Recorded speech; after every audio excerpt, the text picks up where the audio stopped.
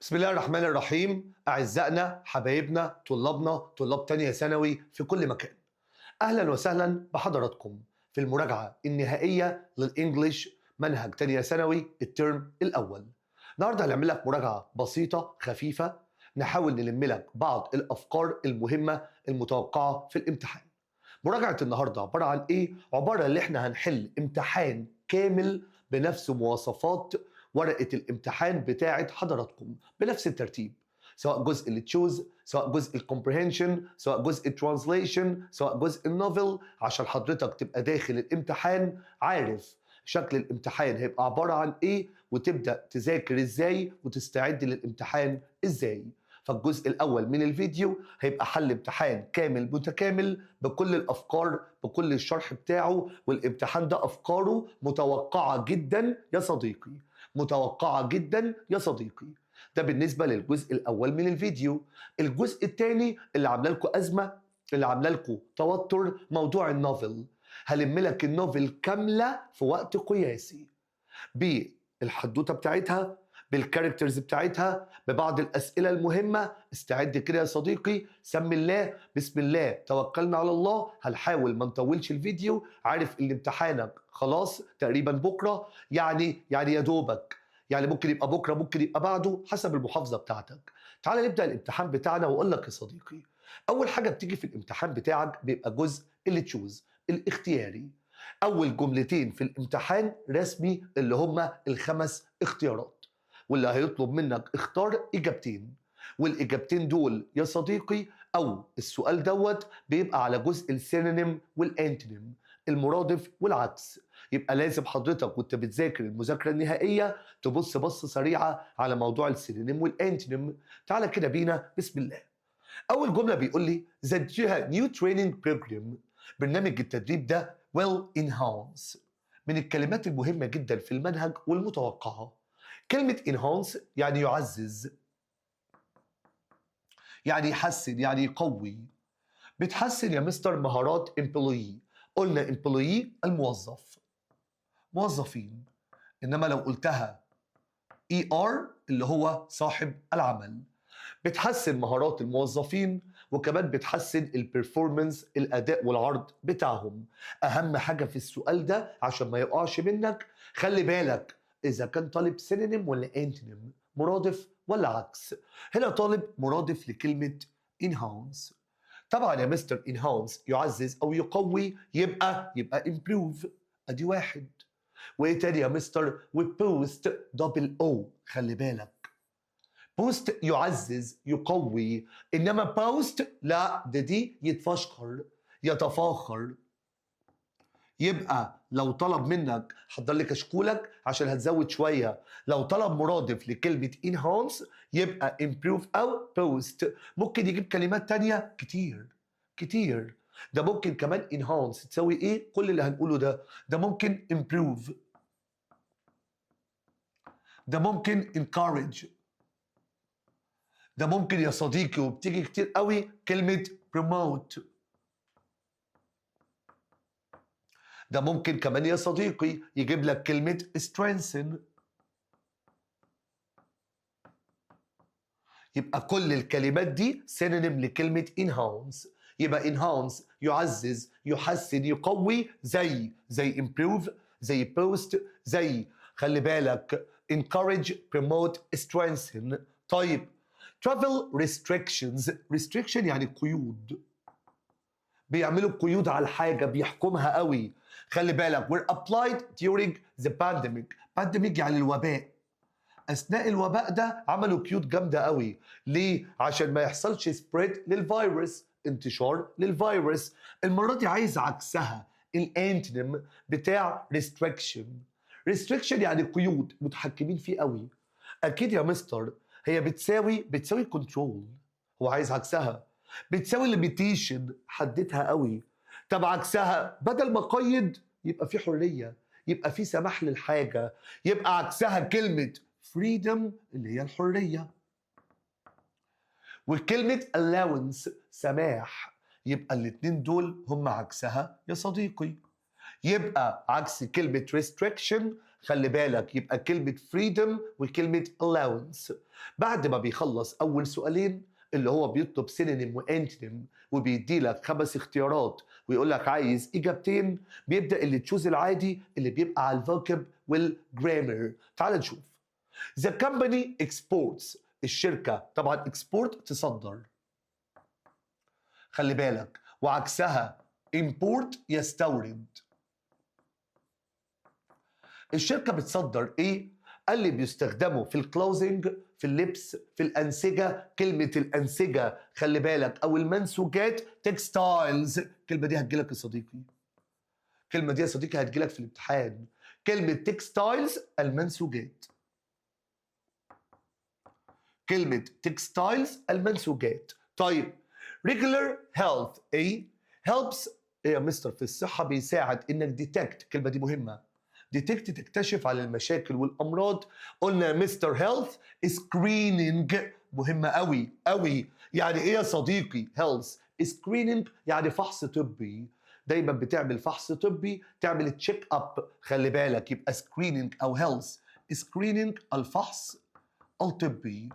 يبقى كلمة health screening الفحص الطبي. طيب the devices الأجهزة دي were a using advanced machines to guarantee عشان تضمن precision اتصنعت. يبقى manufactured. مهمة قوي، مهمة قوي. كلمة manufacture يصنع، كلمة manufacture يصنع. climate change جملة من الجمل اللي تخاف منها، كلمة من الكلمات اللي تخاف منها. climate change خلي بالك مستار التغير المناخي ايه؟ a major threat يعني تهديد. قلنا بيمثل خطر او بيمثل تهديد، اسمها pose. الكلمة دي مهمة. يبقى خلي بالك بالهيلث سكريننج، خلي بالك من تكستايلز، خلي بالك من pose يعني يمثل، يمثل خطر او يمثل تهديد. خلي بالك من الكلمة دي أو يا صديقي. يبقى كلمة pause يمثل خطر أو تهديد. طيب حرف جر مهم جدا. drinking enough water لما بتشرب مية كفاية بيساهم contribute to. highlighter اكتبها كلمة contribute to يعني يساهم. يلا يا سوسو بيساهم فيه، بيساهم فيه. يبقى كلمة contribute to يساهم فيه. يبقى البريبوزيشن حرف الجر يا صديقي بتاع contribute to.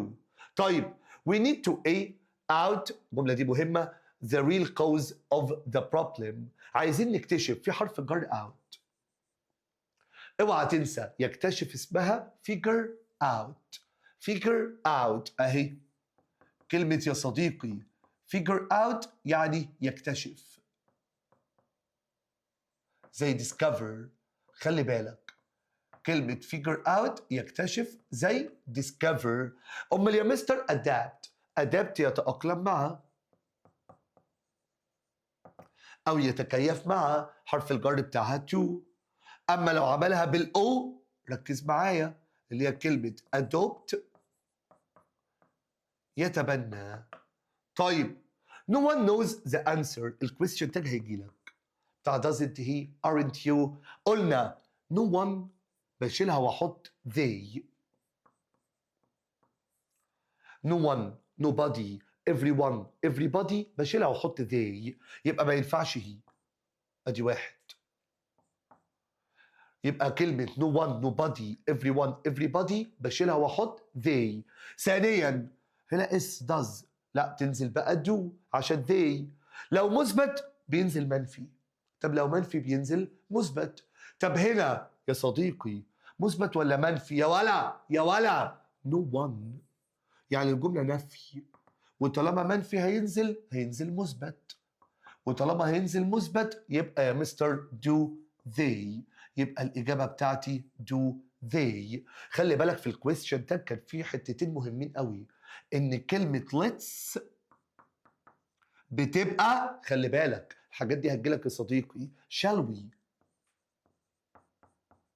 بنحفظها كلمة let's بتبقى shall we. حتة كمان برضو كانت في الكويستشن تاج اللي هي I am ليها تحويلة exception كده بتبقى aren't I. اوعى تنسى I am بتبقى aren't I. يبقى في الكويستشن تاج يا صديقي اوعى تنسى let's. كل ما تيجي حته كده عايزين نراجعها سريعا. يبقى let's shall we I am aren't I. اوعى تنسى اللي فيه apostrophe دي مع better وapostrophe دي مع rather. قلت يا صديقي فوق كده معايا. قلنا الابوستروف دي بتاعت better اختصار had، اسمها had better. لو جت في الكويستشن تاج تنزل hadn't. طب الابوستروف دي بتاعت rather بتبقى would rather، تنزل wouldn't. اوعى تنساها من الاول كده من الاول. textiles المنسوجات، اوعى تنسى health screening فحص طبي، manufacture يصنع، pose يمثل خطر او تهديد، contribute to figure out يكتشف. اوعى تنسى everyone no one اي حاجه من دول بتنزل they. زائد ما تنساش let's تبقى shall we. I am aren't I. الابوستروف دي بتاعت better had تنزل hadn't. الابوستروف دي بتاعت rather would تنزل wouldn't. طيب تعالى على الحته بتاعت الباست بيرفكت. no sooner احنا قلنا no sooner اولا بيجي معاها كلمه اسمها than. no sooner than. انما يا مستر فوق، انما لو قال لي كلمه hardly او scarcely او barely بياخدوا when. تاني no sooner بتاخد than. القاعده دي جايه لك يا صديقي. no sooner than hardly scarcely barely بياخدوا when. دايما الحاجات دي الاربعه سواء no sooner او hardly او scarcely او barely لو جت في اول الجمله بعمل inversion بعكس. بدل he had he. يبقى يا مستر he had ولا had he؟ لا had he started. يبقى اول اجابه. نقول تاني كلمه no sooner بيجي معاها than، hardly scarcely barely بيجي معاهم when. لما الحاجات دي يا صديقي بتيجي في اول الجمله لو جت في الاول بعكس. بدل he had he started. اوعى تنسى دايما يا جماعه في الباست بيرفكت قلنا لو عندنا حدثين في الماضي انا اكلت وبعد كده نمت، في حدث اول وفي حدث تاني. خلي بالك يا صديقي لو في حدثين في الماضي حدث اول وحدث تاني اوعى تنسى الحدث الاول بيبقى باست بيرفكت. باست بيرفكت ماضي تام هاتوا التصريف الثالث ده الحدث الاول. طب والحدث الثاني يا سوسو بيبقى باست سيمبل ماضي بسيط. يبقى لو في حدثين في الماضي الاول باست بيرفكت هاد والبي بي. طب والتاني يا مستر باست سيمبل. اوعى تنسى الحدوته ديت وخلي بالك الكلمات دي لو جت في الاول بعكس. هنا بيقول لي the you challenge yourself the more. قلت لو لقيت ذا في الاول ذا في النص اسمها يا مستر قاعده كلما comparative لازم هنا اي ار او more او less، ولازم هنا اي ار او more او less. كلما اسمها قاعده كلما. يبقى the you challenge مستر كل ما تتنافس اكتر كل ما تحقق نجاح يبقى the more. خلي بالك قاعده ذا كلما comparative اي ار او more او less اي ار او more او less. الجمله دي خطيره جدا. نمبر 12 بيقول لي the company الشركه exports. هي export دي معناها ايه؟ يصدر او صادرات. ممكن تيجي verb ممكن تيجي noun. ممكن يصدر ممكن صادرات. الشركه دي غير عاقل اكيد مش هو. وكمان يا مستر خلي بالك انا شايفها مش هو هنا بيوصف يبقى المفروض which. لو جايه verb بيصدر يبقى which. لو جايه ناون اسم اللي بيجي وراها ناون هي whose. يبقى لو جايه فعل verb يبقى which. لو جايه ناون اسم تبقى whose. طب تعالى نترجمها. الشركه اللي الصادرات بتاعتها بتجيب فلوس صادرات يبقى جايه ناون. طالما جايه ناون اسم يبقى whose. طالما جايه ناون اسم يبقى whose.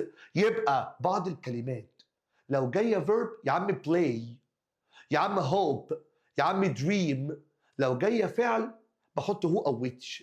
لو جاية noun الوحيدة في relative clauses، في ضمائر الوصل اللي لازم وراها اسم، هي whose. طيب بيجيب لي دايما في آخر اللي تشوز جملتين على الرايتنج سكيلز، سواء اللي اتكلمنا عنه على الإيساي أو البيزنس إيميل أو البلاج أو الريبورت. تعال نشوف كده يا مستر. هنا بيقول لي الغرض الأساسي لopinion essay. opinion essay يعني بيدي لي رأي. tell the story لا، ما بحكيش حدوتة. describe picture أوصف لا. give facts يدي حقائق لا. أمال يا مستر لو مقال تبع الرأي يبقى بعبر عن وجهة نظري، يبقى point of view أو express view point. يبقى آخر إجابة. هديك معلومة حلوة قوي. opinion essay اللي بشرح فيه الفيو بوينت اللي هي وجهة النظر، اللي بشرح فيه وجهة النظر. مستر أمال الباقي دول اسمهم إيه؟ اللي بيحكي حدوتة نوع من أنواع الإساي اسمه narrative أو narrative essay. اللي بيوصف اسمه descriptive وصفي. اللي بيدي حقائق أول ما تلاقي كلمة facts حقائق اسمه يا مستر expository. خلي بالك منها. يبقى لو قال لك بيحكي حدوته narrative أو narrative essay، لو قال لك بيوصف descriptive، لو قال لك حقائق expository، بيعبر عن رأي opinion essay. طيب الهك أقسم بالله ممكن تجي لك. قلنا يا مستر كلمة هك سواء بقى في البلاج سواء في الاساي، قلنا هك ديت اللي هي الجملة الافتتاحية اللي هي الخطاف، اللي قلنا ليها اسم تاني يا صديقي. قلنا الاسم التاني بتاعها كان ايه يا مستر؟ كان اسمها attention grabber. الجملة اللي بتقولها في الأول اللي بتشد القارئ، الاسم التاني بتاعها كان attention grabber. attention grabber اللي بتجذب الانتباه، اللي بتخطف الانتباه. طيب أول ما تلاقي هك دور على grab the attention of the reader. هتجيلك يا صديقي، هتجيلك يا صديقي. أول ما يقول لك كلمة هك الجملة اللي بتشد القارئ، يبقى دور على grab the attention of the reader. أول ما يقول لك كلمة هك دور على كلمة grab the attention of the reader اللي بتشد انتباه القارئ أو بتجذب انتباه القارئ. ده يا مستر بالنسبة لأول جزء في امتحانك. يبقى هيجي لي جملتين 5 اختيارات، اختار إجابتين. بعد كده هيجي لي شوية تشويسز على الفوكب، على الجرامر، على جزء الرايتنج. بعد ما بيخلص جزء اللي تشوز بيخش يا صديقي على جزء الكومبريهنشن، القطعة اللي بتيجي اوريدي من بره المنهج. وخلي بالك يا صديقي بيبقى عليها أسئلة في غاية الأهمية. الأول قبل ما أخش على الكومبريهنشن في كلمتين يا ريت يا صديقي ما تنساهمش عشان متكررين قوي. كلمة infrastructure مهمة قوي قوي. يا رب تجيلك، يا رب الفيديو ده تستفيد بيه وتدعي لنا كده وانت في الامتحان. كلمة infrastructure يعني البنية التحتية. كلمة infrastructure يعني البنية التحتية، يعني الأساسيات، يعني الطرق، يعني الكباري، يعني الفاسيلتيز. ده بالنسبة لكلمة infrastructure. في كلمة تانية مهمة قوي قوي اسمها initiative. يعني ايه يا مستر initiative؟ يعني مبادرة. خلي بالك من الكلمتين دول قوي يا صديقي. يبقى خلي بالك كلمة infrastructure مهمة جدا يا سوسو اللي هي البنية التحتية. كلمة initiative اللي هي يا صديقي مبادرة. الكلمتين دول في غاية الأهمية، اكتبهم، ذاكرهم، احفظهم، لأن حضرتك ممكن تلاقيهم في الامتحان بتاعك. كلمة infrastructure وكلمة initiative. طيب تعالى بقى يا صديقي الجزء الكومبريهنشن. بيجيب لي قطعة من بره المنهج ويجيب لي أسئلة عليها. ساعات يجيب لي كلمة تحتها خط، ساعات عايدة على إيه، ساعات يا مستر الفكرة العامة. عايز أقول لك نصيحة أخوية إزاي تتعامل مع سؤال الكومبريهنشن في الامتحان. أول حاجة تعملها يا صديقي ركز في اللي أنا هقوله. اقرأ الأسئلة قبل القطعة بالراحة. اقرأ الأسئلة قبل القطعة. مستر طب بما يرضي الله كده، هو اما أقرأ الأسئلة الأول يا مستر هفهم من 10 ل 15%، بس على الأقل هتفهم general idea، فكرة عامة على الكومبريهنشن، على القطعة. مش بس كده، ده يا جماعة هتشوف دلوقتي واحنا بنقرأ الأسئلة الأول هتلاقي نفسك في أسئلة معينة وانت بتقرأ فوق، أيوة أيوة أيوة ده سألني عليها تحت. يبقى اقرأ الأسئلة الأول بعناية. أول خطوة بالله عليك، امتحانك خلاص مفيش وقت، بالله عليك اسمع الكلمتين دول. أول ما يجي لك سؤال الكومبريهنشن، أول حاجة تعملها يا صديقي رجاء رجاء اقرأ الأسئلة قبل القطعة. بيفهمك زي ما قلنا من 10 ل 15% من الكومبريهنشن بتاعتك. ده واحد. رقم اتنين، اقرأ القطعة مرة واتنين وحاول تشوف كان بيسأل على ايه تحت. طب ما ممكن يقف معايا يا مستر كلمات صعبة، دي الخطوة الثالثة. أي كلمة صعبة تقف معاك try to guess، حاول تخمن المعنى، حاول تعرف المعنى قال المقصود بيه ايه. يبقى الثلاث خطوات بتوع حل أي comprehension. رقم واحد، اقرأ الأسئلة قبل القطعة. رقم اتنين، اقرأ القطعة بعناية مرة واتنين. رقم ثلاثة، أي كلمة صعبة تقف معاك try to guess، حاول تخمن المعنى بتاعها حسب سياق الكومبريهنشن اللي انت شغال بيه. طيب هنا كومبريهنشن لذيذة قوي، تعالى كده يا مستر نقراها مع بعض. خلي بالك ان هو هنا في بس الاول underline كده على كلمة it. بيقول لي tea was discovered، الشاي اكتشفوه من قبل ما اكمل، ويبقى واضح كده ان الكومبريهنشن دي هتتكلم على ايه؟ على موضوع الشاي. اكتشفوه امتى؟ مين اللي اكتشفوا؟ اكتشفوه ازاي؟ من غير ما تقرا. اقسم بالله هيساعدك ويفيدك كتير. طب هنا now tea، هو الشاي دلوقتي اغلى ولا ارخص من اللي كان in the past في الماضي؟ هركز جدا دلوقتي اغلى ولا ارخص. The emperor، الكلمة دي يعني الإمبراطور. الإمبراطور had drinking water boiled، كان المية بتاعت الشرب دايما boiled، بيغليها ليه؟ يا ترى كانت legend أسطورة، ولا عايز يبقى هادي، ولا نوع من الريفريشمنت، ولا شايفها حاجة صحية؟ هنشوف. كلمة it اللي احنا علمنا عليها مع بعض في السطر الخامس، يا ترى يا مستر كانت عايدة على ايه؟ يبقى وانا بقرأ القطعة هركز جدا على كلمة it كانت عايدة على ايه؟ The main idea of the last paragraph، فين ال last paragraph يا مستر؟ اهو. بص يا جماعة انا عملت ايه؟ ولا بقرأ الأسئلة بتسهل لي قوي يا جماعة. بتقول لي ولا بقرأ القطعة ركز على ايه واعمل ايه؟ ده يا مستر ال last paragraph. انا عايز الفكره الاساسيه بتاعت اللاست باراجراف دوت. يبقى دلوقتي واحنا بنقرا القطعه هركز واعمل ستريس كامل على اللاست باراجراف، على اخر باراجراف دوت. طيب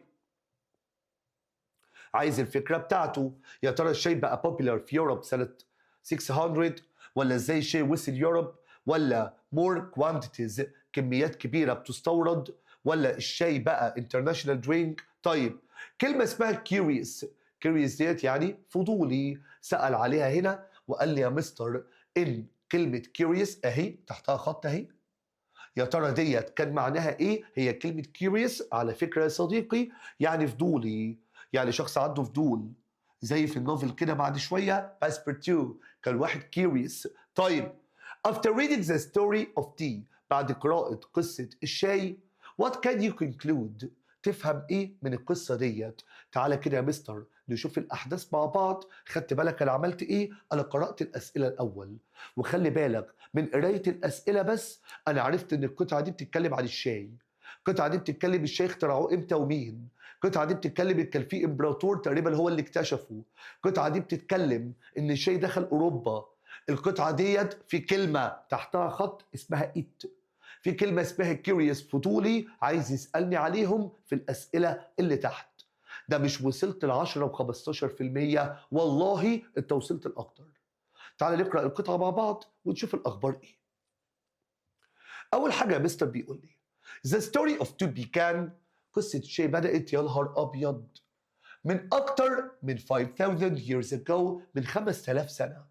بدأت فين؟ in ancient China، في الصين. According to legend، طبقا للأساطير، أسطورة، an early emperor، أسطورة بتقول إن في إمبراطور، قلنا إمبراطور زمان قوي اسمه تشين نانج، required، الراجل ده طلب all drinking water to be boiled.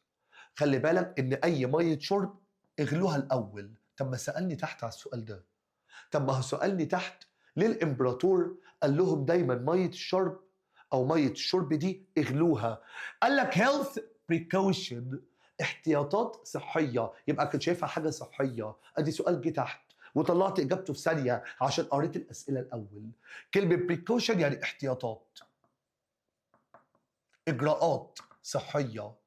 one day، خلاص بقى كل ما يجي يشرب الإمبراطور دول مية، يشرب مية لازم يغلوها الأول. موسوس شوية، شايف ان ديت حاجة صحية. يوم من الأيام when we had stopped to rest، واقف كده بيستريح during a long journey، عامل رحلة كده طويلة وبيتمشى كده، خلي بالك، وبيستريح. his servants were boiling the water as usual، الخدامين قاعدين بيغلوا المية كالعادة. when dried leaves، بعض أوراق الشجر المجففة، ورقة شاي. from a nearby bush، من فرع شجرة صغير، fell into the water، المية محطوطة بيغلوها، وقع فيها ورقة شاي. فجأة كده المية اتحول لونها بقى brown، لونها بقى بني. ايه ده؟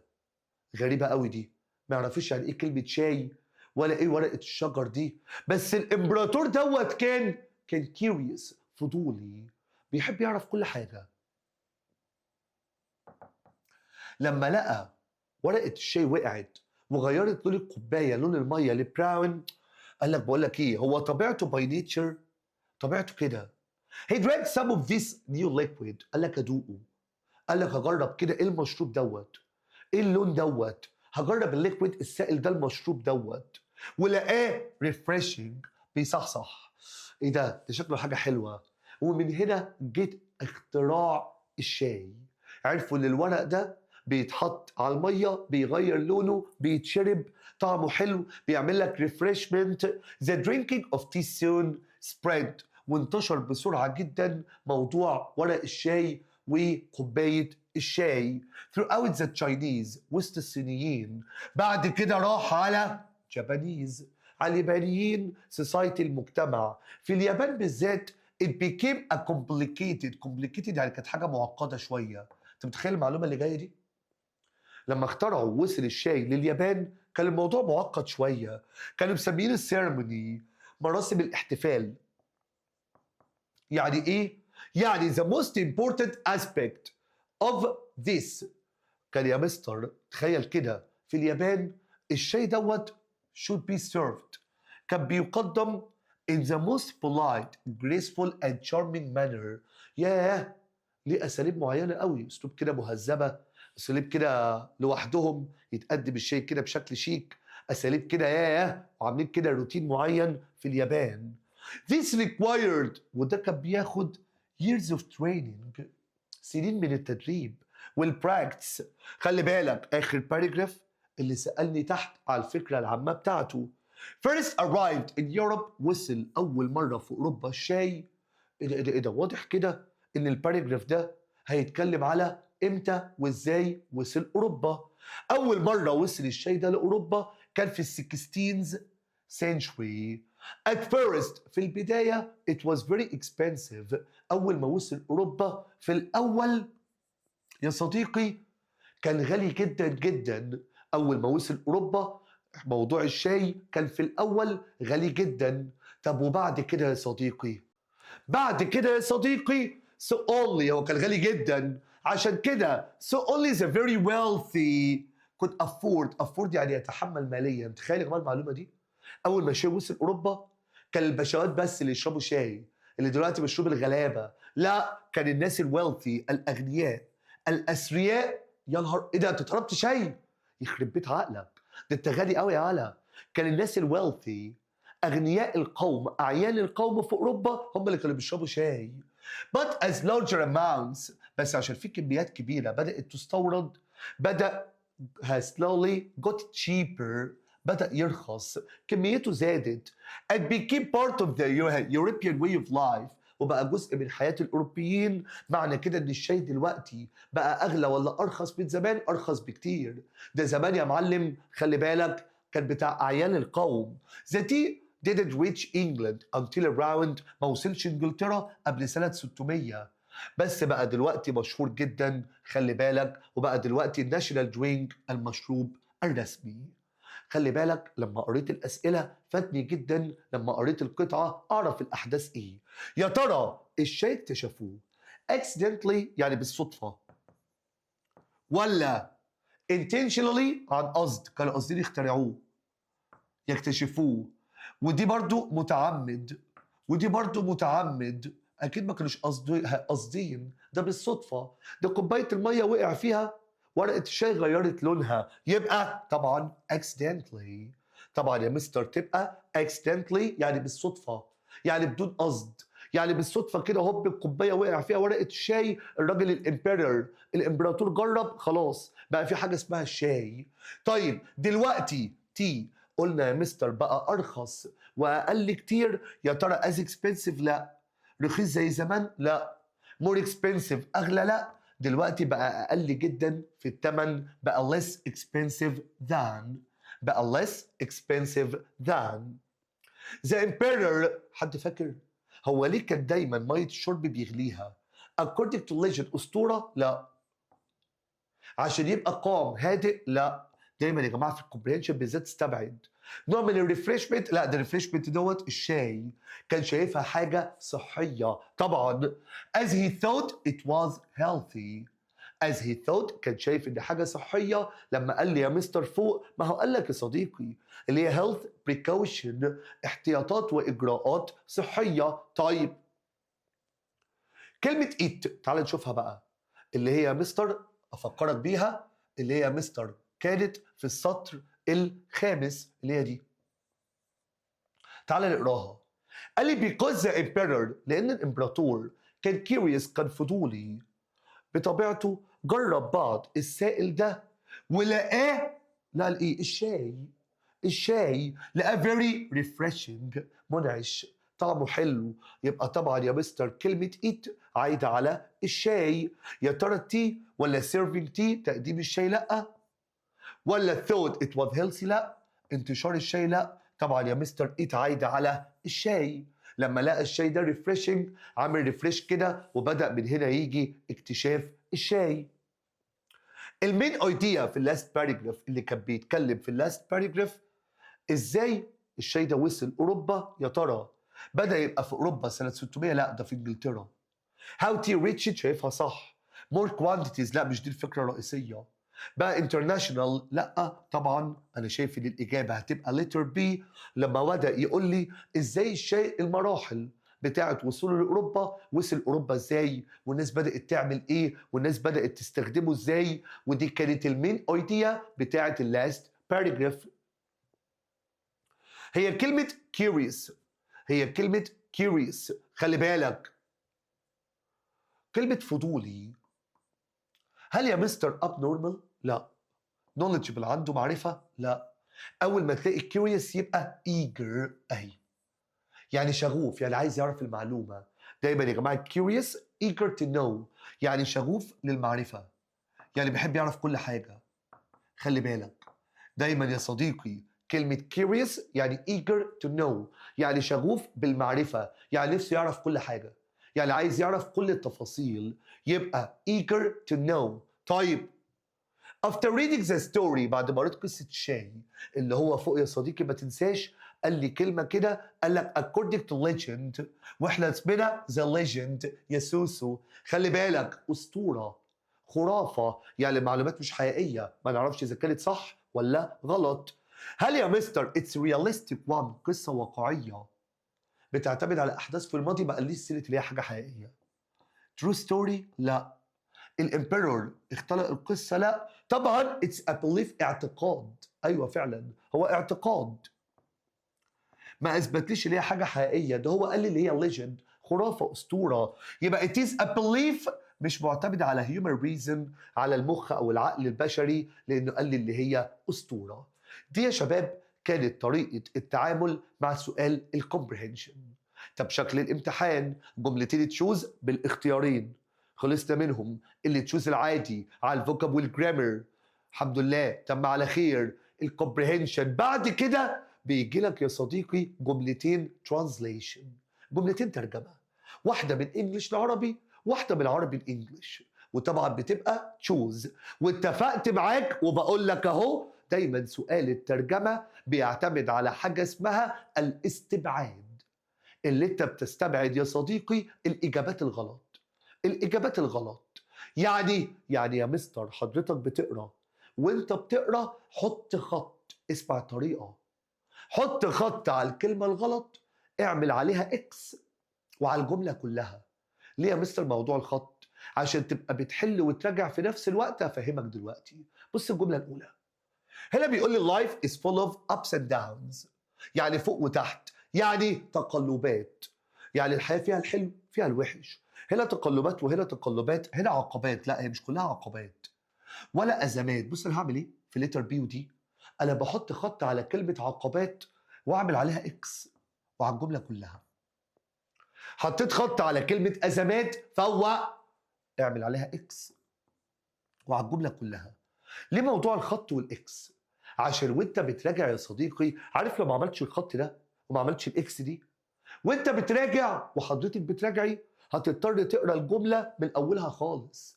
ما انت مش فاكر اخترت ليه. طب الخط ده خلاني ايه؟ خلاني وانا براجع انا عارف ابس اند داونز، يبقى انا استبعدت دي عشان عقبات، واستبعدت دي عشان ازمات. خلي بالك. طيب كده بقى لي A و C.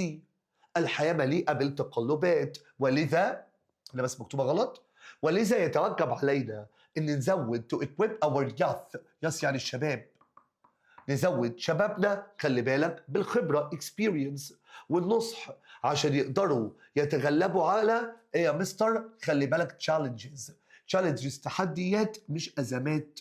يبقى اكيد الاجابه بتاعتي يا مستر لتر A، اول اجابه.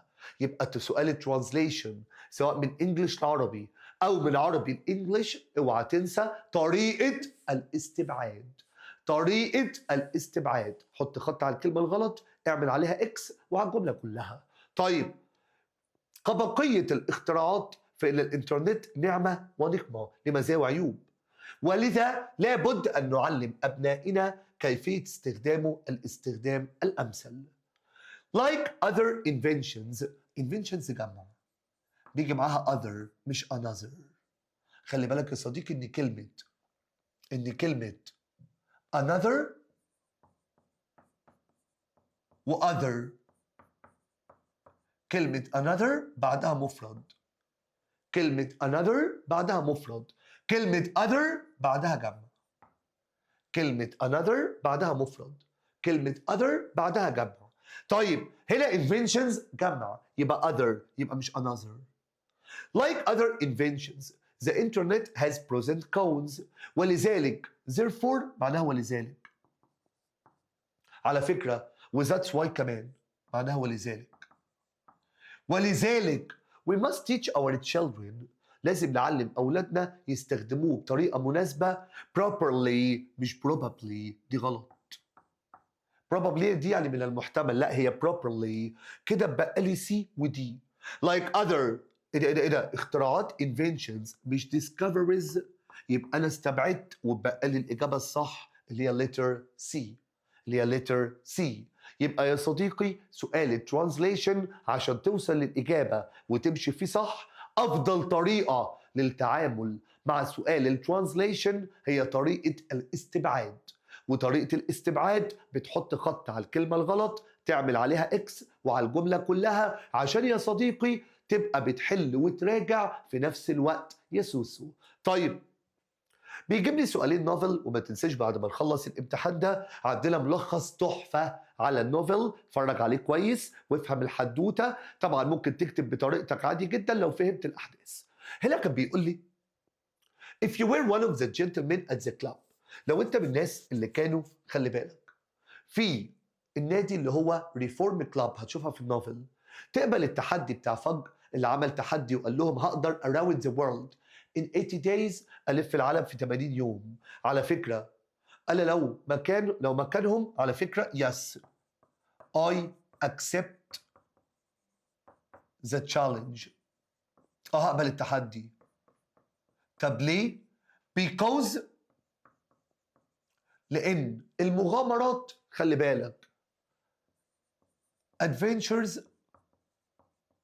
لان يا صديقي المغامرات، خلي بالك، refresh our mind. المغامرات بتخلينا ريفريش، بتصحصح كده عقلنا، بتخلينا كده فايقين. and have مغامرات كمان a lot of benefits، وليها فوائد كتيرة جدا. خلي بالك السؤال ده هتلاقيه في وسط الأسئلة اللي موجودة في النوفل بعد شوية. بقول لك إيه؟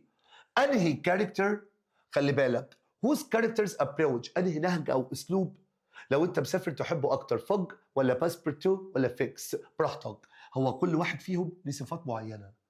فوج كان يا مستر البانكتواليتي،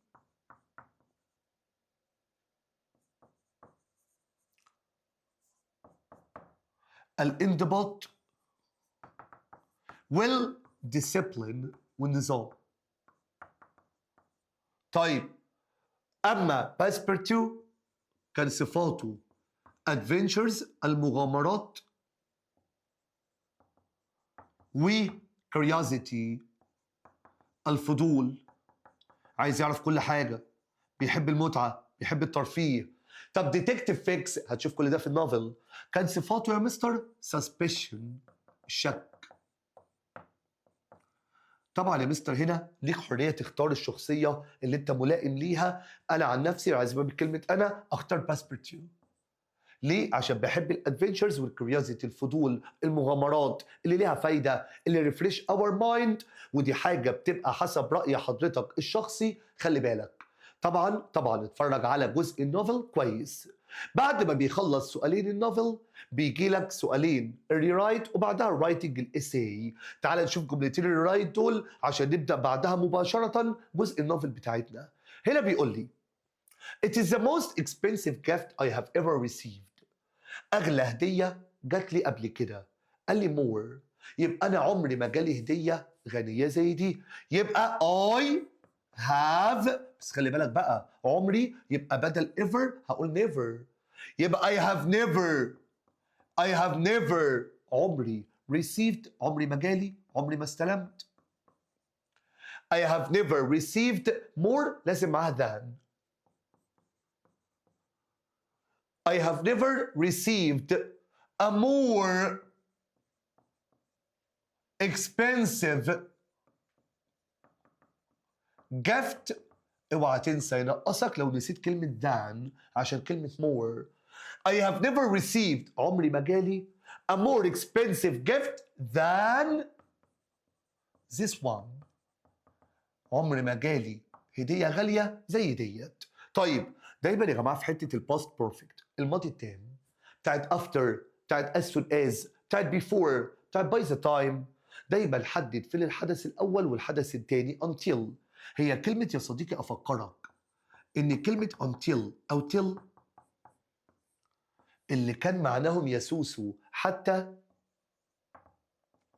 أو إلا لما. قلت إن دول بيجوا في نص الجملة، بعدهم الحدث الأول اللي بيبقى past perfect had will be. ده بعدهم. طيب وقبلهم الحدث الثاني نيجاتيف، منفي. يعني ايه يا مستر منفي؟ يعني didn't وانفينيتيف. didn't والمصدر. until او till اكتبها، خلي بالك منها، بتيجي في نص الجمله، لازم في النص ما تجيش في الاول. معناها حتى او الا لما. بيجي وراها الفيرست اكشن، الحدث الاول اللي هو past perfect had will be. طب وقبلها يا مستر الحدث الثاني نيجاتيف، باست سيمبل نيجاتيف يعني didn't وانفينيتيف. طب هنا هقول له فين الاول وفين الثاني؟ after he had completed، after he had completed ده الاول، بعد ما خلص المشروع. he submitted سلمه للمدرس. until في النص قبلها التاني ونيجاتيف didn't وانفينيتيف يبقى he didn't. خلي بالك didn't ومصدر didn't وانفينيتيف الحدث التاني يبقى he didn't submit the project. He didn't submit the project to his teacher. ما سلمش المشروع للمدرس هيا سوسو until اهي اللي طلب استخدمها. بعديها الحدث الاول ربنا يبارك لك جايبه لي كده past perfect يبقى until الا لما he had completed it. حتى لو ترجمت الجملة هو ما سلمش المشروع للمدرس إلا لما خلصه الأول. سؤال الريرايت بيبقى بسيط بيبقى جميل بعديه بيتكلم على سؤال الرايتنج بتاع الإساي وده كان شكل مبسط عايزين نوري لك حتة الامتحان بتاعك هيبقى ترتيبه ايه هيبقى شكل الأسئلة بتاعته ايه. أتمنى تكون استفدت من شكل الامتحان الكامل بالأفكار القوية اللي قلناها في الجزء دوت. تعال بقى يا صديقي نخش على ملخص محترم جميل لجزء النوفل بالكامل اللي هو Around the World in 80 days. فوق كده وصحصح stretch your body. تعال لي كده واجهز يا صديقي. طلابنا وحبايبنا تانية ثانوي دلوقتي النوفل القصة اللي مقررة علينا السنة دي يا صديقي Around the World in 80 days حول العالم في 80 يوم. مستر أنا ما أعرفش حاجة عن النوفل. مستر أنا كنت بكروتها. مستر أنا ما أعرفش الأحداث. بمشيئة الله هنظبط لك كل حاجة في النوفل دلوقتي بشكل مبسط خفيف. هنحكي لك الحدوتة كاملة مع أهم الأسئلة سريعا على كل تشابتر. يعني بعد الفيديو ده يا صديقي بمشيئة الله مش هتحتاج حاجة تانية في النوفل. بس عايز طلب ايه هو يا صديقي؟ حضرتك قاعد مبرق لي ومطرطق ودنك عامل كده بتسمع ومركز في كل الأحداث. اللي كاتب القصة دي يا صديقي الكاتب بتاعنا جولز فيرن. الراجل ده فرنش راجل فرنسي. معنى كده اللي في بعض الأسماء اللي هنلاقيها في القصة هتبقى أسماء فرنش بالفرنسي. خلي بالك نوع القصة دي adventure novel. يعني ايه adventure novel؟ يعني قصة مغامرات. مين المين كاركترز؟ مين الشخصيات الأساسية اللي هنحكي عليهم ونفهم الحدوتة؟ فهمتهم؟ الدنيا هتبقى سهلة. أولا عندنا 3 مين كاركترز 3 شخصيات أساسية في النوفل بتاعتنا. الشخصية الأساسية بتاعتنا مستر فيليس فوغ والتاني باسبرتيو واضح انه اسم فرنسي وديتكتيف فيكس اللي هو محقق او ضابط اسمه فيكس. خلي بالك دول ال3 مين كاركترز دول ال3 شخصيات الاساسيين عندنا. يبقى فوغ او فيليس فوغ او مستر فوغ باسبرتيو وديتكتيف فيكس. تعال اتكلم عن كل واحد قصته ايه عشان تفهم الحدوتة ببساطة يا صديقي. اولا فيليس فوغ الراجل ده راجل wealthy man راجل غني جدا جدا جدا راجل مستريح. عايش فين يا مستر؟ عايش يا صديقي في لندن. البيت بتاعه او المنطقة بتاعته اسمها يا مستر سافيل رو. يبقى سافيل رو البيت بتاعه او المنطقة اللي عايش فيها فيليس فوغ. من الاول الراجل ده راجل تقيل قوي غني على الرايق كده عايش في لندن في حتة اسمها سافيل رو. طبعه غريب قوي. ايه الغريب في طبعه يا مستر؟ في حاجات كده صفات فيه غريبة شوية زي order او discipline. يعني ايه يا مستر order او discipline؟ يعني يا صديقي النظام. عنده النظام ياه صعب قوي قوي. الراجل ده يا جماعة كل حاجة في حياته ماشية بالدقيقة والثانية. الراجل ده عنده روتين يومي غريب جدا. يبقى مستر فيليس فوغ معروف جدا بالاوردر والديسيبلين بالنظام. خلي بالك والانضباط. كلمة الانضباط يا صديقي ومهمة جدا في النوفل بتاعتنا اسمها punctuality. كلمة punctuality برضو من الصفات اللي عنده اللي هي الانضباط. ياه، مفيش حاجة تتأخر ثانية، مفيش حاجة تتأخر دقيقة. عايز أقول لك إن عنده يا مستر strict routine. يعني إيه يا مستر strict routine؟ يعني يا مستر روتين صارم. يعني يا مستر ماشي بالدقيقة، يصحى الصبح الساعة كذا، يفطر الساعة كذا، هنزل اتمشى الساعة كذا. يبقى يا مستر راجل معروف بالبانكتواليتي، الانضباط. ستريكت روتين، روتين ثابت ما بيتغيرش.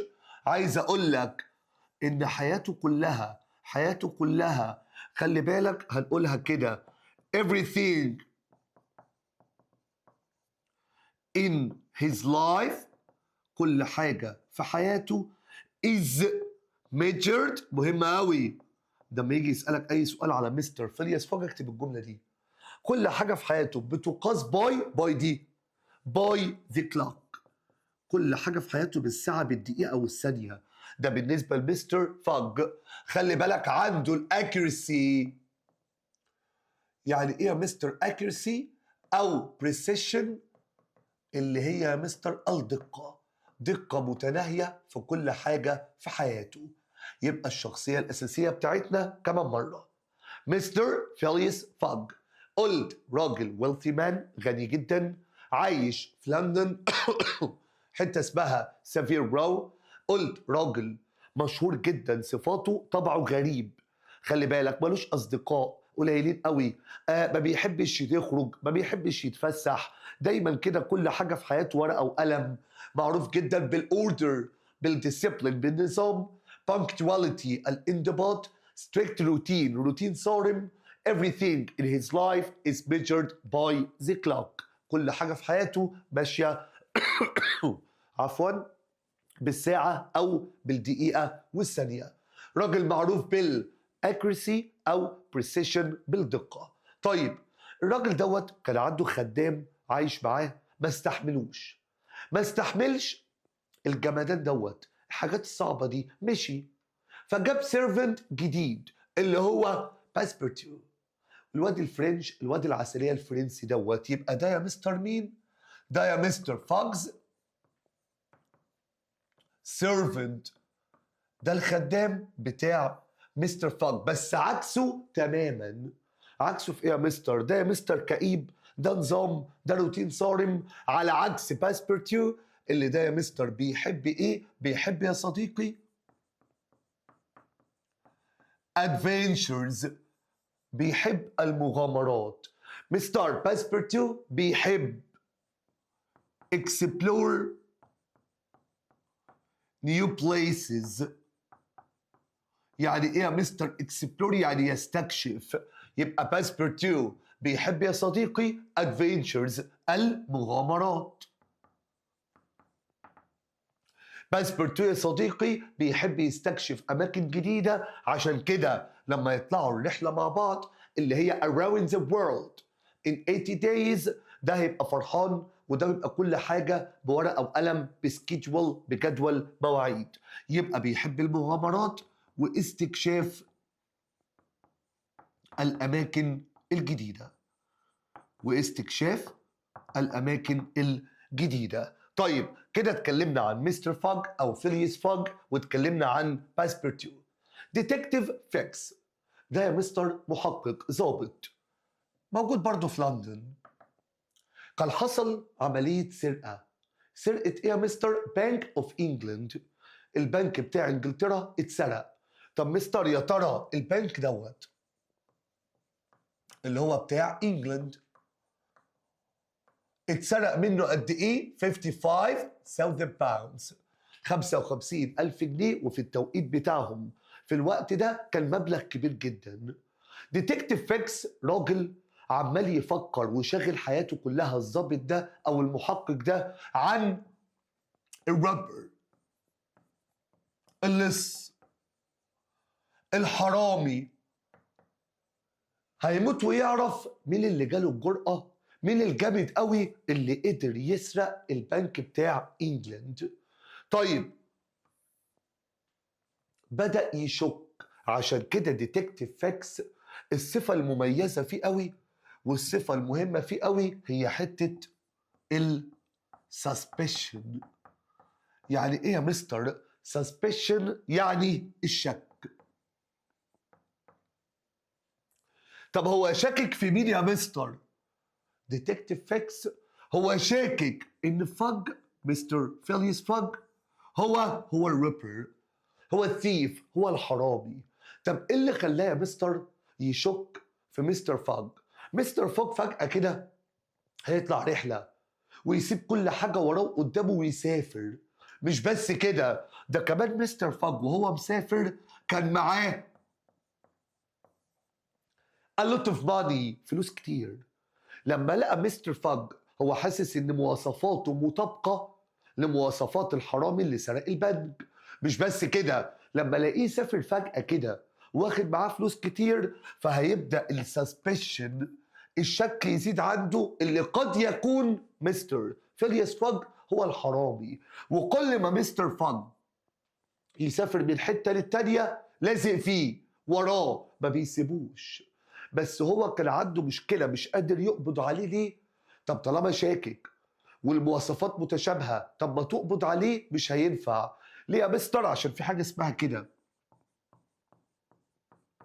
arrest warrant. يعني ايه يا مستر arrest warrant؟ يعني مذكرة القبض. يعني عايز إذن نيابة، يعني عايز ورقة رسمية تجيله خلاص بقى أقبض عليه بشكل رسمي.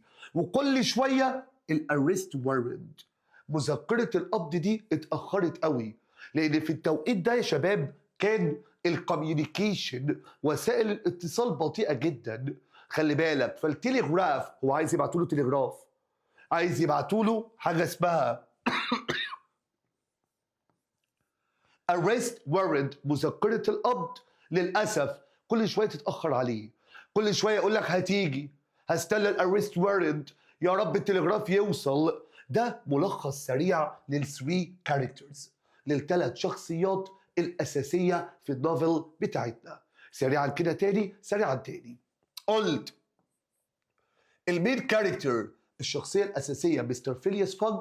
قلت راجل غني جدا عايش في لندن، عايش في سافير رو، راجل معروف بالاكيرسي أو البريسيشن الدقة، راجل معروف بالاوردر، بالديسيبلين، بالنظام، punctuality الانضباط، الروتين بتاعه ما بيتغيرش، strict routine، كل حاجة في حياته is measured by the clock.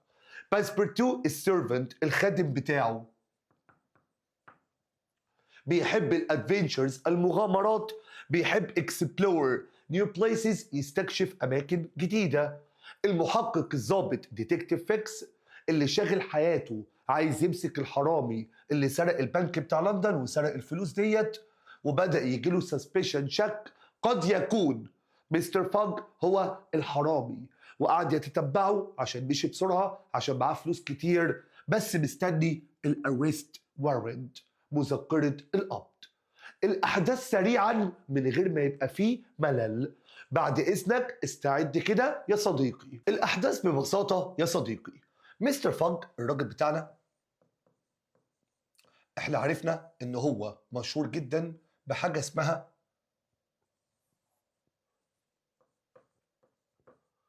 punctuality. الكلمة دي مهمة جدا. يعني ايه يا مستر punctuality؟ النظام، الانضباط.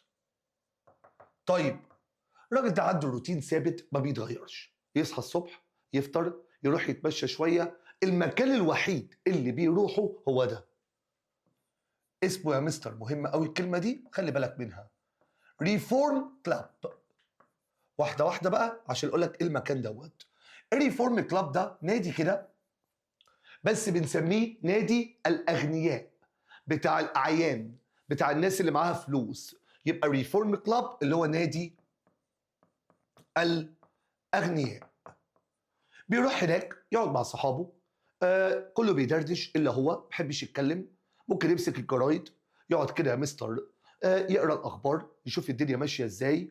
خلي بالك لو حب يسلي نفسه شويه بيلعب جيم، لعبه كده معاهم اسمها ايه؟ اسمها كده ويست. دي اللعبه المشهوره، هي عباره عن لعبه ايه؟ كاردز، كوتشينه. يبقى الروتين بتاعه بيصحى الصبح ما بيعملش حاجه تانية في حياته، كل حاجه ايه؟ بالدقيقه والثانيه. يصحى الساعه كذا، يفطر الساعه كذا، يروح النادي الساعه كذا اللي هو الريفورم كلاب اللي هو نادي الاغنياء، يلعب شويه مع صحابه اللي هي الويست اللي هي الكوردز، لعبه الكوتشينه. خلص تمام، يلا. يوم من الايام راح النادي، عمالين يتكلموا على حاجتين. اول حاجه الروبري، لسه قايلينها، السرقه بتاعه البنك بتاع لندن او بتاع انجلند، بنك اوف انجلند، السرقه بتاعه البنك اللي قلنا اللي اتسرق منه كام؟ 55 سو باوندز. وعمالين يتكلموا كمان على الترانسبورتيشن، وسائل المواصلات. طبعا يا جماعه الوقت اللي كانوا هم فيه كان زمان قوي، فعمالين يتكلموا ان وسائل المواصلات بدات تتطور. ده دلوقتي كانوا بيتكلموا اللي فيه دلوقتي حاجه، تخيلوا كانت لسه اللي هي سويس كانال، قناه السويس بقت موجوده، بقى في حاجه اسمها ستيمر، باخره، بواخر كده بتنتقل من بلد للتانية. وسائل المواصلات اتطورت. في وسط الكلام بدأوا بيدردشوا، وفجأة قاعد بيسمع أصحابه بيقولوا إيه ده؟ هو ممكن حد يقدر travel around the world، يقدر يلف العالم؟ يا نهار أبيض، ممكن واحد كده يعمل لفة حوالين العالم كله؟ واحد يقول لك صعب، واحد يقول لك محتاج أيام كتير. فيليس فوج الموضوع شده. ايه ده ايه ده ايه ده ايه ده؟ رحله حوالين العالم، يا شباب ممكن.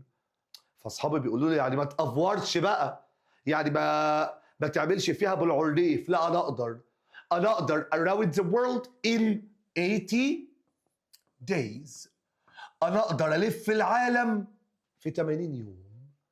طبعا اصحابه بقول لك ايه يا عم فيليس فاج، بقول لك ايه يا عم يا عم الشبح، مش قوي كده، ما تعرضهاش قوي كده. لا اقدر. بقول لكم ايه، مش انتوا جامدين؟ ام جاي فاج. طب ما تيجي نعمل يا شباب بات. السؤال ده هيجي، السؤال ده هيجي لك. بات، رهان. نعمل رهان. الرهان I will travel around the world in 80 days، أنا هلف العالم في 80 يوم. وادي الجدول، وقام عامل جدول كل مدينة، هوب هوب هوب هوب هوب، هروح فين وهقعد ايه وهعمل ايه وبتاع، وهرجع يوم كذا الساعة كذا بالظبط. لا مش هتقدر. لا هقدر. تراهنوا؟ نراهن. رهان على كام؟ على 20,000 باوندز، على 20,000. انت بتتكلم بجد؟ بتكلم بجد. وهنكتب ورق والموضوع رسمي. امين؟ امين.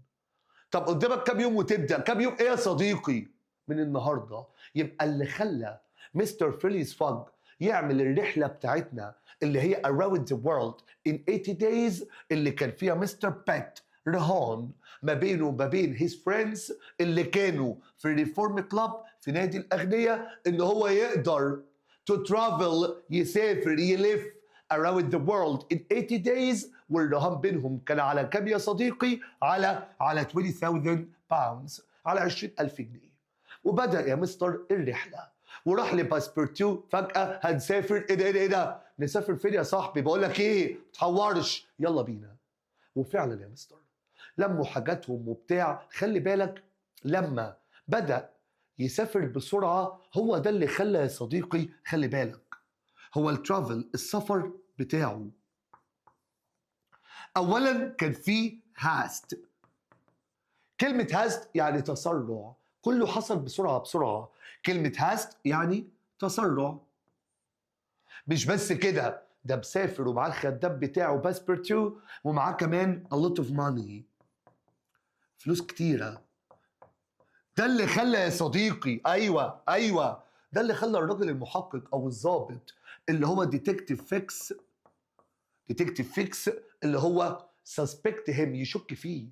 يبقى اما يجي سؤال ويقول لي ممكن يجي لك يا صديقي، ممكن يجي لك يا صديقي، إيه اللي خلى ديتكتيف فيكس، إيه اللي خلى الضابط المحقق دوت يشك فيه؟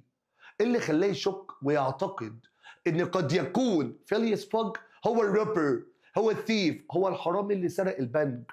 طبعا يا مستر لأن لقى فوج، خلي بالك travel in a haste، سافر متسرع جدا، كمان he has a lot of money ومعاه فلوس كتير. يبقى كمان مرة اللي خلى ديتكتيف فيكس suspect يشك إن اللي عمل القصة دي، اللي سرق البنك بتاع لندن، هو فج، إن لقى اللي هو بيسافر in a haste متسرع جدا and he had a lot of money وكان معاه كمية فلوس كبيرة جدا. بدأ يشك وبدأ يعتقد إن قد يكون فج هو الثيف، هو الرابر، هو الحرامي المسؤول عن سرقة البنك بتاع إنجلند. خلي بالك يا صديقي. وفعلا فوج يا صديقي بدأ يحضر نفسه هو والراجل اللي معاه اللي هو باسبرتيو، وبدأوا ينطلقوا حسب الجدول اللي هم هيتحركوا بيه. أول منطقة كانوا راحوها كان السويس. هيركبوا ستيمر باخرة، على فكرة الباخرة اللي تنقلوا بيها، الستيمر الباخرة اللي هيتحركوا بيها كان اسمها يا صديقي منغوليا.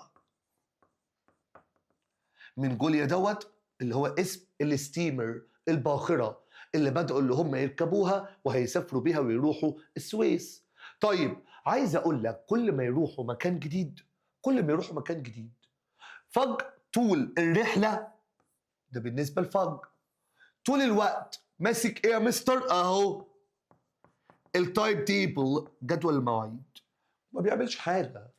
مستر ده انت مسافر يا عم وبتغير جو ونيو بليسز واماكن جديده، ادفنشر، مغامره، مفيش منه الكلام ده. انا ايه؟ انا راجل صارم، انا راجل عملي، انا راجل ما بحبش الدلع، انا راجل كل حياتي is measured by the clock.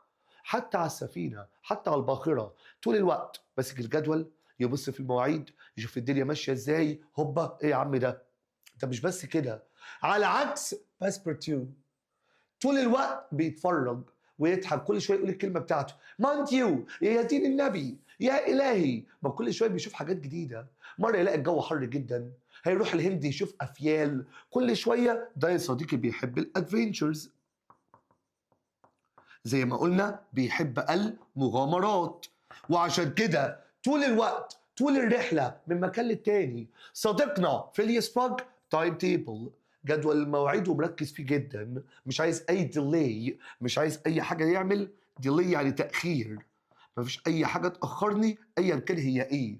على عكس باسبورتيو اللي بيستكشف اماكن جديده، بيحب يقابل ناس جديده، بيسمع لغات جديده، ودي حاجه مخليه مستمتع جدا. طيب بعد ما خلصوا السويس وقعدوا شويه هيبداوا يتحركوا على الهند، على حاجه اسمها بومباي.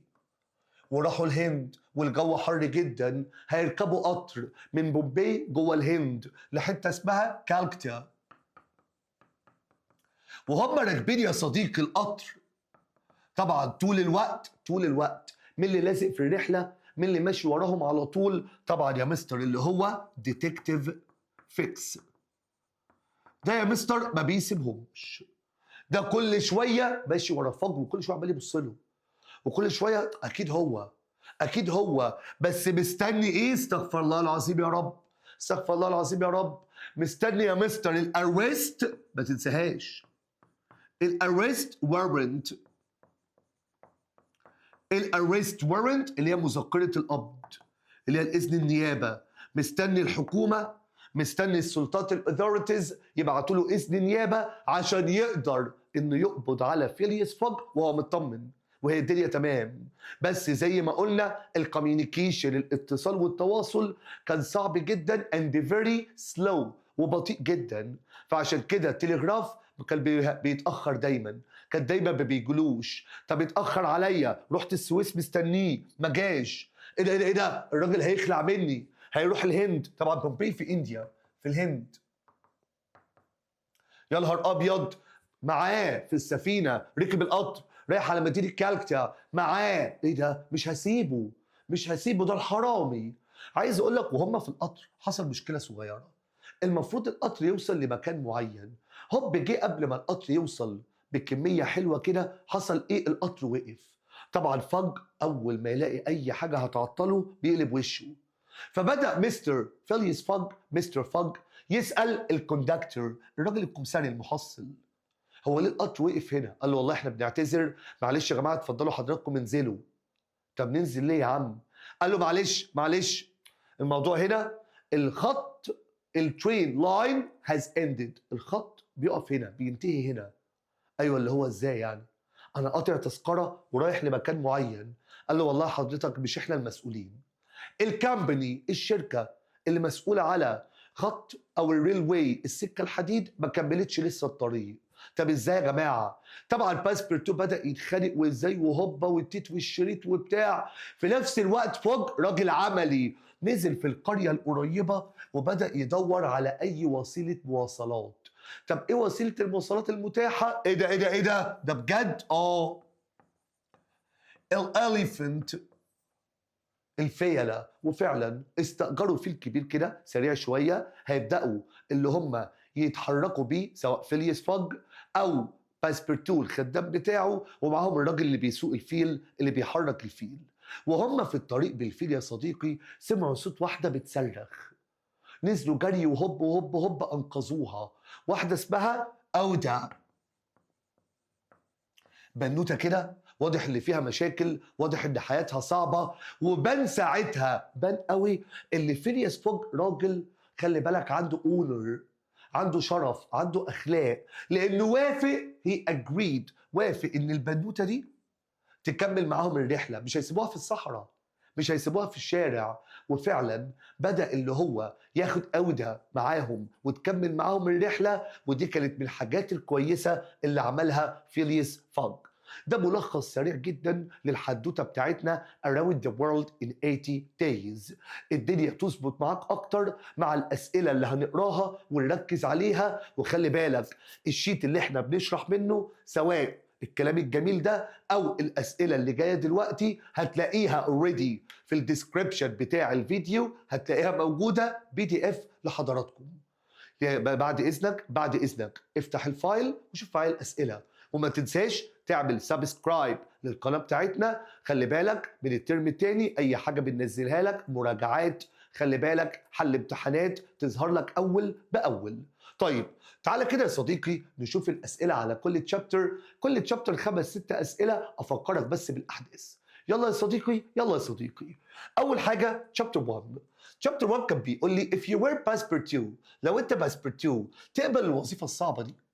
تقبل تشتغل مع واحد نظامه صعب كده؟ واي ولا واي نوت؟ بصراحه أنا لو مكانه اقبل. طب ليه يا مستر؟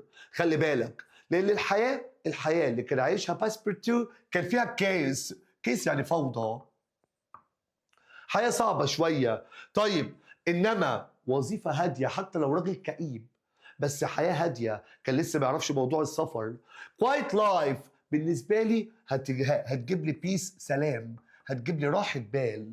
يبقى انا لو مكانه اقبل الوظيفه يا صديقي. طيب why do you think جوليس فيرن، ليه جوليس فيرن الكاتب اختار، خلي بالك، اللي يخلي مستر فاج كاركتر، شخصيه instead of ordinary، مش شخصيه عاديه؟ ليه جوليس فيرن الكاتب اختار كده؟ to show، عشان يورينا that even a serious and quiet person، على فكرة اللي ممكن حتى الشخص الهادئ يحصل له مغامرات. حتى لو انت واحد هادئ ومالكش في اي حاجة، الحياة مليانة تقلبات، وممكن في اي وقت تلاقي نفسك جوه ادفنتشر، جوه مغامرة يا صديقي. خلي بالك من الحتة الجميلة ديت. طيب هنا بيقول لي كان order and discipline، هو النظام والانضباط تبقى اهم من الادفنتشر؟ بصراحه في بعض المواقف الاوردر والديسيبلين، النظام والانضباط هي الاساس. على فكره هي اللي بتحقق سكسس، النجاح، هي اللي بتحقق سيفتي، الامان. خلي بالك يا صديقي. طيب يلا يا سوسو. Do you think Fog and Passepartout will get along well in the future؟ بقول لك ايه، هما الاثنين علاقتهم مش احسن حاجه لانهم عكس بعض. هل الاثنين ممكن get along well يعني ينسجم، يعني علاقتهم تبقى كويسة. هل تعتقد مع مرور الوقت الاتنين دول علاقتهم هتتحسن؟ هل في المستقبل هيبقى الاتنين علاقتهم كويسة مع بعض؟ بصراحة. ليه؟ they balance each other. على فكرة بيكملوا بعض، بيوازنوا بعض. واحد اللي هو فج strict صارم شديد، والتاني flexible مرن، فهيكملوا بعض على فكرة.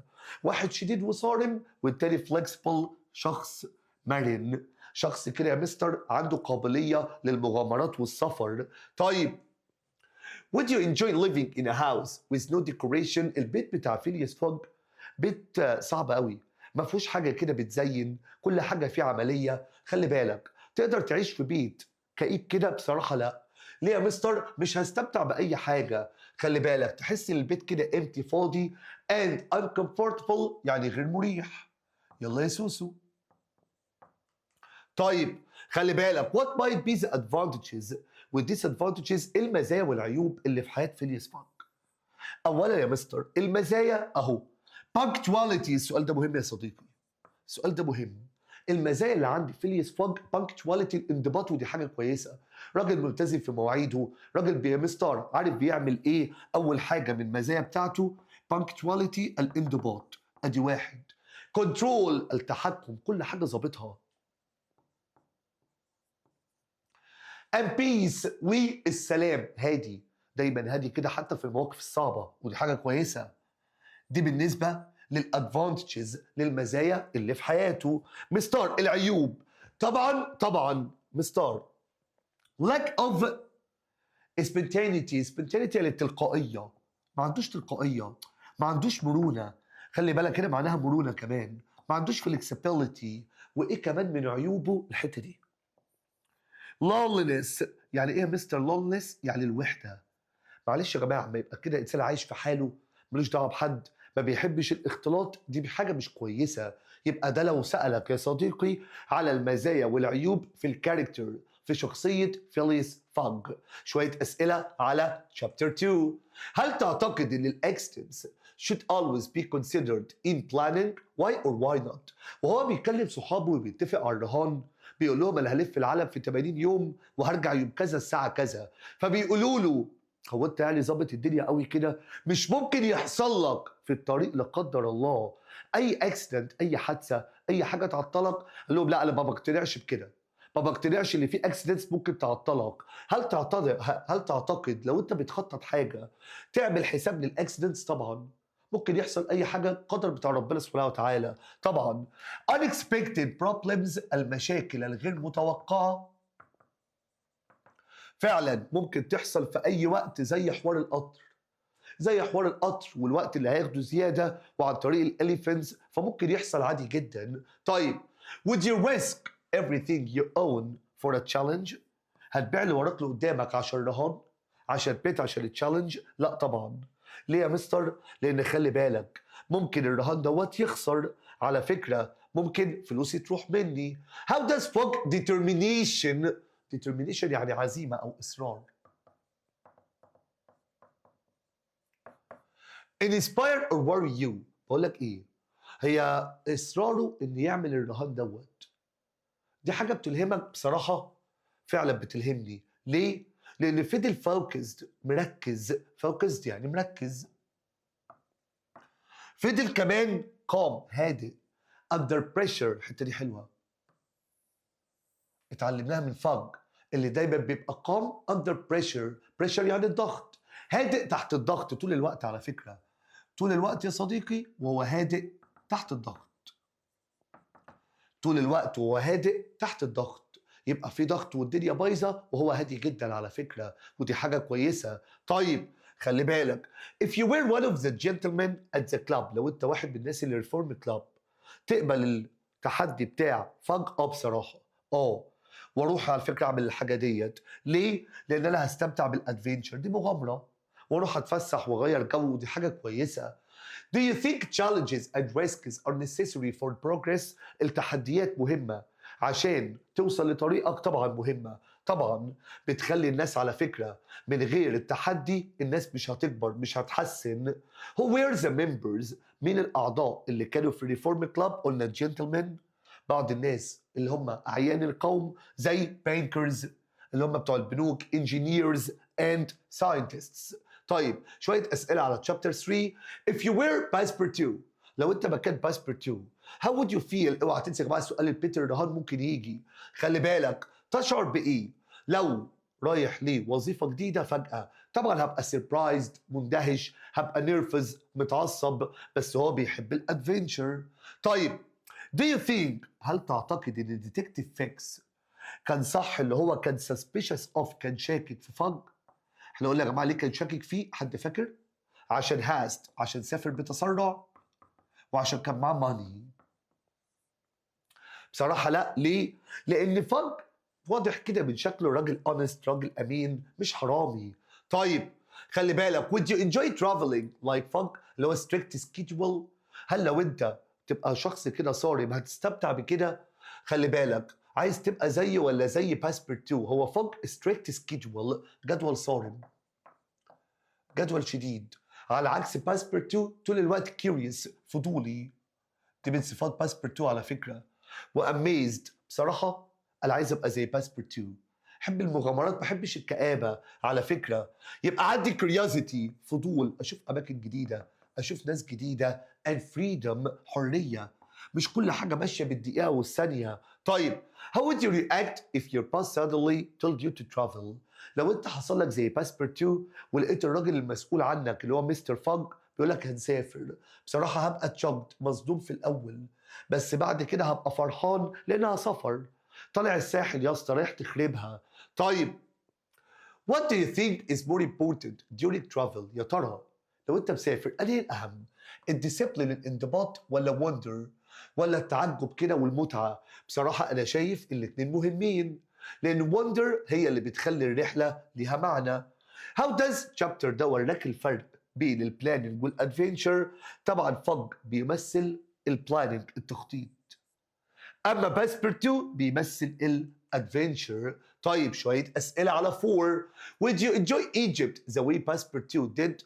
ولا خلي بالك لما راحوا مصر باسبورتو استمتع بكل حاجه، حاجات جديده شافها في مصر. لو انت مكانه تستمتع ولا تبقى زي فوق مركز بس على الجدول؟ بصراحه هستمتع. ليه؟ لان انا بحب exploring، استكشاف الاماكن الجديده. هل تعتقد ان فوق كان ستريكت صارم جدا ولا تركيزه زياده ده مطلوب؟ بصراحه هو فوكس تركيزه ده necessary ضروري عشان بيساعده يفضل على الجدول، بس ما يبقاش بالدرجه ديت على فكره. طيب how would you feel if someone followed you secretly؟ لو حد ماشي وراك زي فيكس هتحس بايه؟ هحس ان انا uncomfortable، غير مرتاح، مش مرتاح ومتضايق. باسبورتو خلي بالك وقت من الاوقات حصل محادثه بينه وبين ديتكتيف فيكس. خلي بالك يا ترى، خلي بالك كان صح؟ لا ما كانش صح، عشان فيكس كان بيحاول يجرجره في الكلام، كان بيحاول ان هو يخبي his real intention، النية الحقيقية بتاعته، كانه عايز يصاحبه، كانه عايز يتعرف عليه، بس فيكس النية الحقيقية بتاعته اللي عايز arrest فيليس فوج، عايز يقبض على مستر فوج. خلي بالك لانه معتقد ان هو الحرامي. Do you think amazement is important ولا punctuality؟ الانضباط مطلوب. طب الدهشة والسرور والترفيه مهم؟ طبعا مهم، لان طبعا خلي حاجة مش كل حاجة بالوقت والثانية. بقول لك ايه، كل شوية يجي السؤال ده، عايز تبقى زي فوج ولا باسبورتو؟ عايز تبقى اوردر نظام صارم ولا كوريوزيتي فضول؟ باسبورتو طبعا، كوريوزيتي. طيب how would you feel traveling through the Red Sea in this weather uncomfortable؟ بقول لك ايه، قرار مستر فاج اللي هو يقعد في السفينة، قعد في حتة اسمها قعد اللي هي عدن في اليمن. خلي بالك هو يا مستر راحوا وقعدوا شوية في العدن، ودي كانت حاجة كويسة ومظبوطة عشان ماشي حسب الجدول بتاعه. How does passepartout reaction to new cultures؟